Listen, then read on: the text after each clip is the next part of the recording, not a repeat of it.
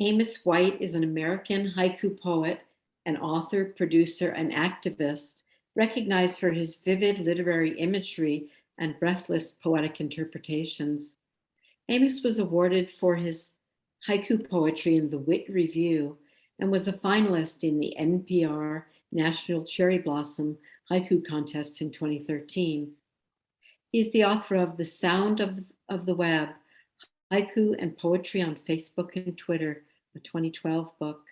His works have appeared in the Wittenberg Review, Oakland Review, Bones Journal, Love is the Drug and Other Dark Poems from Red Light Lit, Sparkle and Blink, San Francisco Bayview, Area 17, and the World Haiku Association Anthology.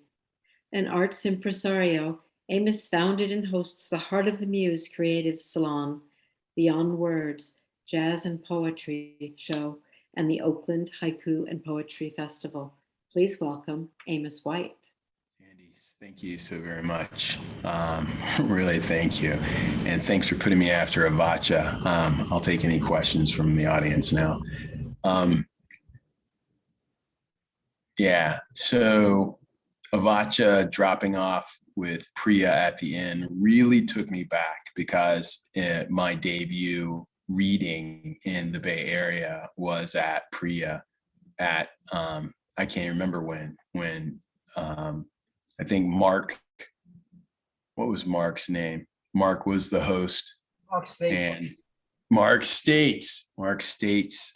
States had just taken over and it was co-hosting actually. That was quite a supportive and for me, frightening audience slash soon to be mentors. There was this crotchety poet who sat in the front, had this wooden stake, kind of like a cane that was well hand carved when I read my first haiku, and they made me read it again after I read, it was just one haiku. And then they made me read it a second time and said, slow it down. And then made me read it a third time. And only then did I understand even what I was doing or what my poem, my haiku was doing. And to this day, that's why I said, thanks for tossing me after Avacha. It's kind of like, how do you follow that? But it was Avacha who made me read that one haiku 3 times and slow it down, which made me really concentrate and focus on the breadth of the experience of what was happening in poetry as it's being spoken. So thanks for pairing us up here, and thank you, Avacha. I'm just going to get into it.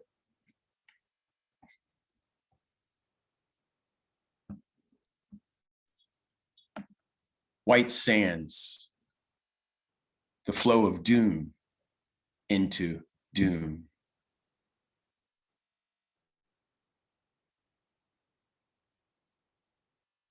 When a seagull dreams, memories bleed into dusk. Baghdad by the bay.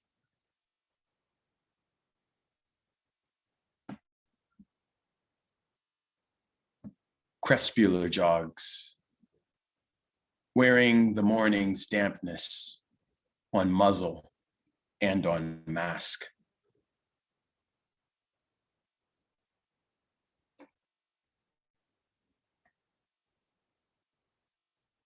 This is a poem, and I rarely write poems, but ever since 45 came into office, it literally killed my haiku spirit, and it's a very real thing. So here's a couple poems I've written over the past 3 to 4 years. Woke.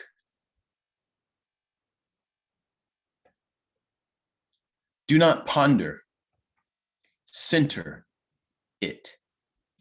Let it sit like white hot stone wedged between lung and spine. That coolness of air.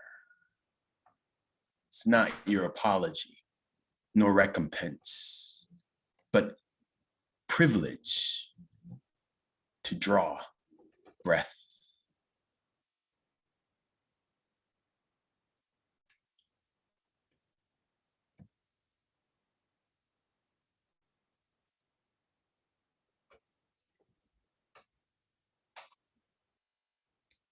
The power of trees lies in more than their green leaves. Crack in old concrete.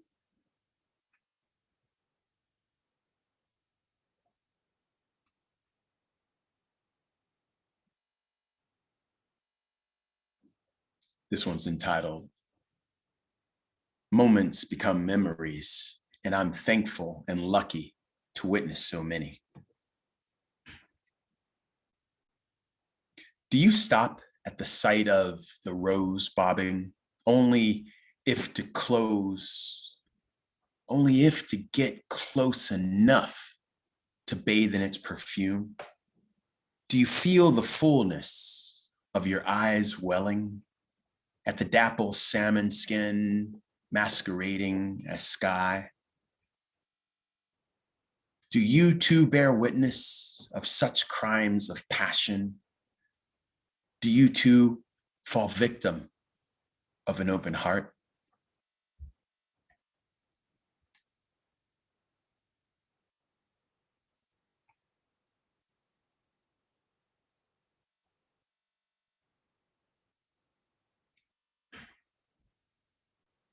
Sound of spring raindrops falls metered and unmetered. The blush of their lips.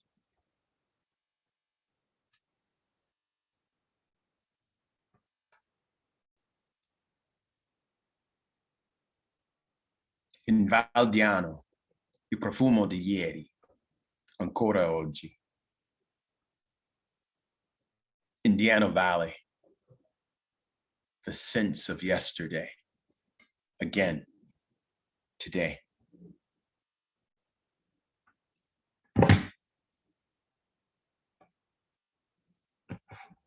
There's a lot of pinup, not angst, but frustration in so many things that are rooted in Blackness, in America, in just living. The last 6+ years, 8+ years since Trayvon and others has been a roller coaster ride of unexpectedness. This one is called Reflections on a $20 bill.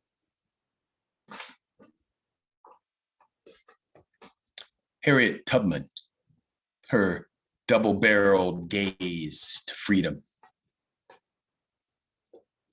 Underground Railroad, no stomach for strange fruit cut down from the trees. Always a river, under the sleeping cannon, the trail of blackbirds.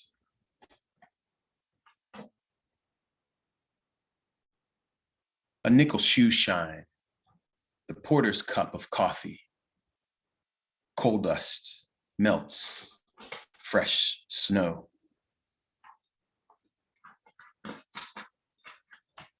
Pews of oak and lace on Artemis's bow. On Artemis's birthday, a bow and arrows. Ain't I a woman? Sister Sojourner proclaimed, emancipated.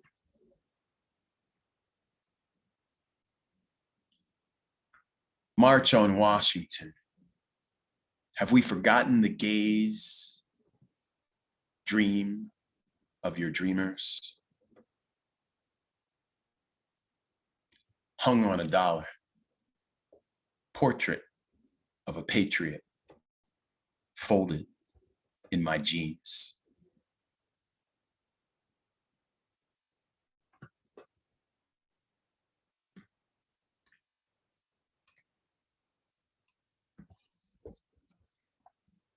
Every Memorial Day, I tell the story that Memorial Day was originally called something else as Remembrance Day for freed Black folk in the South before it became Memorial Day.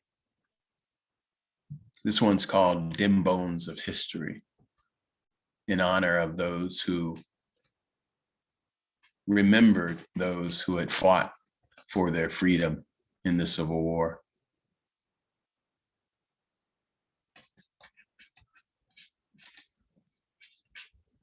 Dim Bones of History.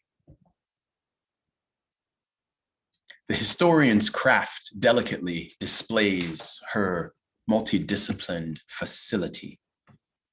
An art of archaeology to unearth all that has been buried beneath a victor's street, surfacing unforgotten bones that finally warm and are placed to whiten in a tolerant sun, to walk around and, like a paramedic on bended knee whose recitations gives them breath again, that they come to life and animate their painted songs on the whitewashed walls and fences in the undying breeze, where they rise again. With surgeon's unsweating hands, she sutures past the present, reignites old nerve anew, attaches loosened tendons to them bones to make them flesh and store it whole, covered with an even skin of light. You see, the historian's craft is the undertaker's tale, chanted down marbled halls, dim bones, dry bones. Her statesman's voice repatriates with pulp and pen and digital ink, imprinting native tongues in one mythos to the annals of mind. I, the historian, will put breath in you. Them bones, dim dry bones. And so you too will come to life. In a tolerant sun, the undying breeze wears a skin of light.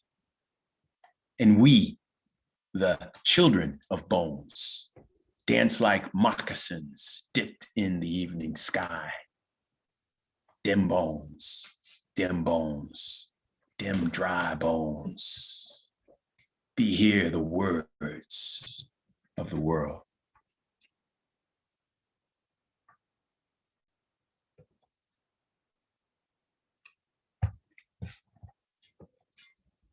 I got one last one.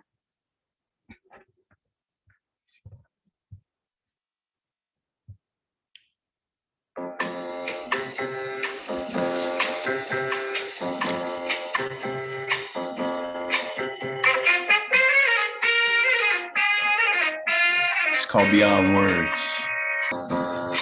I'll say that my father was a jazz man long before he mastered education as a Cap Crusader, then got called doctor as a Buckeye. It wasn't the hands or the barbed kisses or the rumbling lullabies from our Shaker Heights post-war flat to the eponymous White House down Ridgeway Avenue. You see, his trumpet sound came early.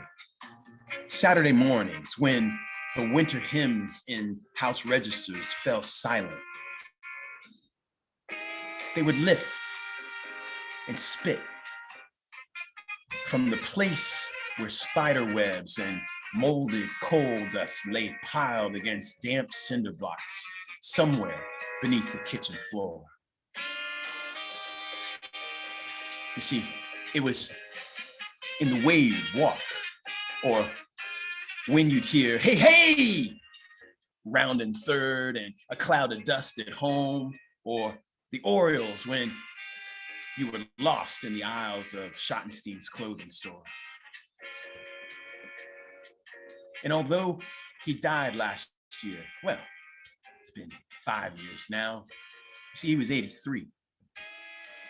I cannot divorce myself from the silver spoon of Horace left in my mouth. This song of my poetry, whenever I think of this adventure we've embarked upon, this song for my father. Thank you very much.